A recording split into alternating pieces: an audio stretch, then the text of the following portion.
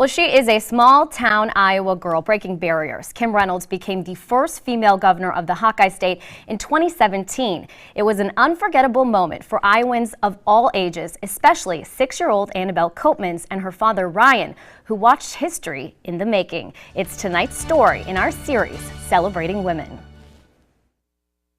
On May 24, 2017, 6-year-old Annabelle walked into the Capitol with her mother. She stepped into the governor's office on the ground floor, walked up the interior spiral staircase and out onto the rotunda, where a large crowd waited. From the back of that crowd, and being held by her father so she could see, Annabelle watched as the first woman took the oath as governor of Iowa.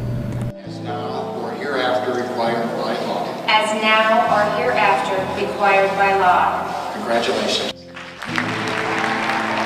Iowa Governor Kim Reynolds grew up in St. Charles, Iowa, a town of about 500 at the time. Her father worked at John Deere and farmed. Her mother ran the house. Never anticipated going into public service. I wasn't that 8th grade girl who said one day I'm going to be governor of the great state of Iowa. But little did she know, a job at the Clark County Treasurer's office would one day lead to the governor's chair, a path her husband Kevin knew she was destined for. When the current county treasurer decided not to run, Kevin kind of looked at me and said, seems to me that you can either run for office and implement all those changes that you've been talking about, or I pretty much don't want to hear another thing about it.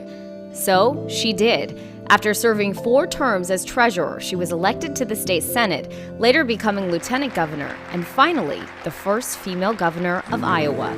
It was a moment her 3 daughters and grandchildren will never forget. Seeing her shatter that glass ceiling was pretty amazing.